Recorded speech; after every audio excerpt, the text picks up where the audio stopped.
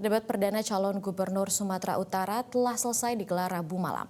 Usai acara debat, Cagup Sumatera Utara nomor urut 1 Bobi Nasution menjelaskan soal pentingnya posisi gubernur menjadi penghubung bupati dan wali kota.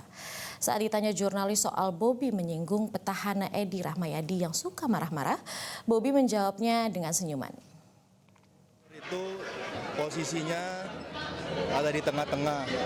Di atasnya ada pemerintah pusat, pemerintah bawahannya ada kabupaten kota.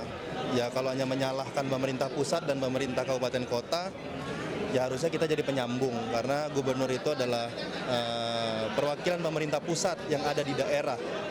Nah keluhan kabupaten kota yang kami rasakan, kami pernah ngeluh ke provinsi.